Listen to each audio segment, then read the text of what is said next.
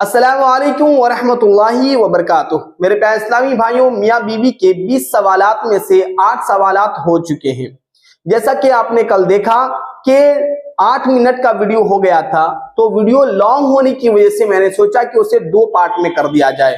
तो मेरे प्यारे इस्लामी भाइयों, उन्हीं सवालात में एक सवाल ये भी है कि क्या मियाँ बीवी एक साथ जो है नहा सकते हैं या नहीं नहा सकते हैं, और क्या शौहर अपनी बीवी की शर्मगाह को क्लीन कर सकता है और बीवी अपने शौहर के शर्मगाह को क्लीन कर सकती है या फिर नहीं।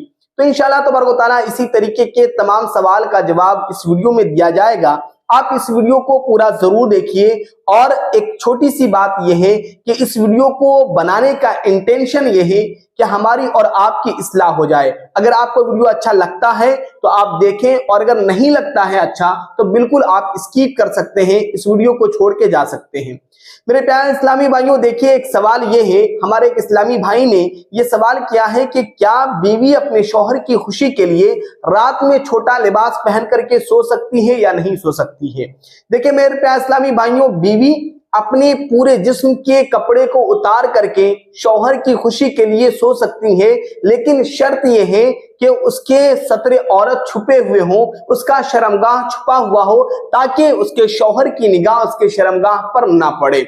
मेरे प्यारे इस्लामी भाइयों, फिर उसके बाद दूसरा सवाल यह है कि क्या मियाँ बीवी एक साथ गुस्ल कर सकते हैं या नहीं कर सकते हैं।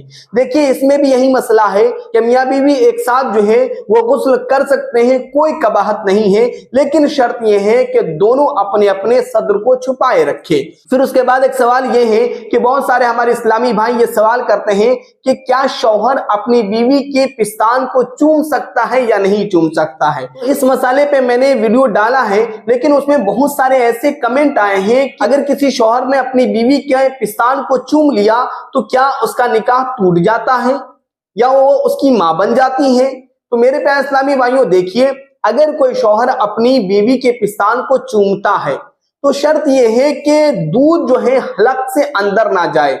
अगरचे वो पी रहा है, चूम रहा है, तो चूमने के दरमियान अगर दूध निकल आया तो कोई दिक्कत नहीं, उस दूध को वो फेंक दे। लेकिन अगर दूध हलक से नीचे भी गया तब भी उसका निकाह नहीं टूटेगा। हाँ, उसने हराम काम किया है, उसे उसका गुनाह होगा, लेकिन निकाह नहीं टूटेगा। मेरे प्यारे इस्लामी भाइयों, एक सवाल ये भी है कि बहुत सारे हमारे इस्लामी भाई की जो नई नई शादी होती है तो वो ये सवाल करते हैं कि हम एक रात में कितनी मर्तबा हम इस्त्री करें। देखिए फुक़हा कराम ने अपनी किताबों में अलग अलग एतबार से तहरीर फरमाया है। आपके अंदर जितनी ताकत है आप जो है उतनी मर्तबा आप अपनी बीवी से हम इस्त्री कर सकते हैं, लेकिन शर्त यह है कि आप जितनी मर्तबा कर रहे हैं उतनी मर्तबे में आपकी बीवी की रजामंदी होनी चाहिए। ऐसा नहीं कि आप जोर जबरदस्ती कर रहे हैं और दरिंदे की तरह और जानवरों की तरह जो है आप टूट पड़े हैं। इसलिए कि एक केस बाकायदा आपने पेपर में पढ़ा होगा, आज से 1 महीना पहले का ये केस है कि शादी की पहली रात जो है शौहर इंजीनियर था, लेकिन उसने दवा खा करके अपनी बीवी के साथ इस तरीके से हम इस्त्री किया जिस तरीके से जानवर करता है, और जानवर की हद को भी उसने क्रॉस कर दिया।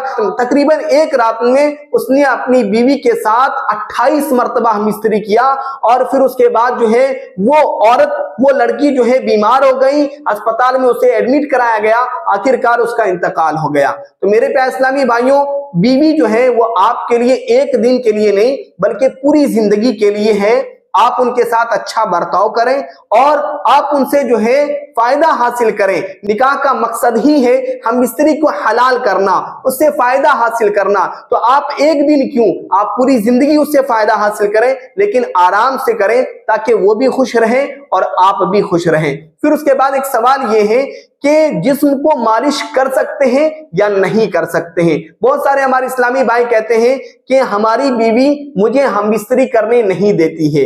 देखिए बहुत सारे अतिब्बा ने अपनी किताब में ये तहरीर फरमाया है कि अगर किसी की बीवी हम इस्त्री करने नहीं देती है तो शौहर को चाहिए कि उन्हें गिफ्ट करे, तोहफा करे, या फिर आप रात में जब उनके साथ सोते हैं तो उनके जिस्म को मालिश करें, उन्हें तैयार करें। अगर वो तैयार नहीं होती हैं तो आप उनसे पूछें कि आखिर मामला क्या है, मकसद क्या है, इंटेंशन क्या है, आपको कोई प्रॉब्लम है तो कोई दिक्कत नहीं, हम आपके साथ नहीं मिलेंगे। तो आप अपनी बीवी का मालिश कर सकते हैं और बीवी भी आपका मालिश कर सकती है, इसमें कोई कबाहत नहीं है। फिर उसके बाद एक सवाल यह है कि बिस्तर पर लेट करके हम इस्त्री करें या खड़े होकर के हम इस्त्री करें। आप अपनी बीवी से हर तरीके से जो है हम इस्त्री कर सकते हैं, लेकिन अफसोस की बात यह है कि आज के इस दौर में हमारे इस्लामी भाई जो है फहश फिल्में देख कर करके और उसी देख करके अपने बीवी के साथ इस तरीके से यूटिलाइज करते हैं।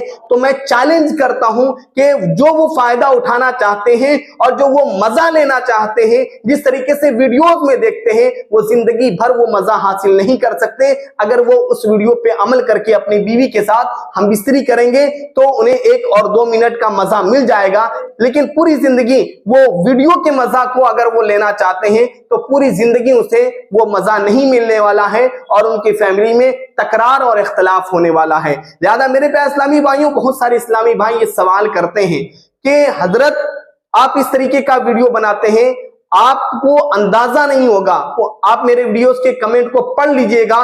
लाखों इस्लामी बहनें, हजारों इस्लामी बहनें हैं जो कि आज अपने शौहर की वजह से जो है परेशान है। मैं आपको कर्नाटक का एक केस बताता हूं।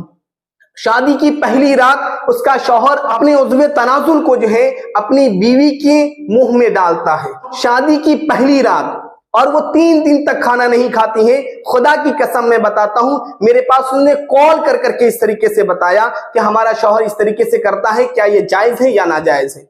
बिल्कुल ये नाजायज और हराम काम है। ऐसे शौहरों पे अल्लाह की लानत है। ज्यादा मेरे प्यारे इस्लामी भाइयों, हमें अपनी बीवी से फायदा हासिल करना चाहिए और इस तरीके के वीडियोस को जो बनाया जाता है हमें होशियार और बिहेवियर करने के लिए बनाया जाता है। अस्सलामु अलैकुम व रहमतुल्लाहि व बरकातहू।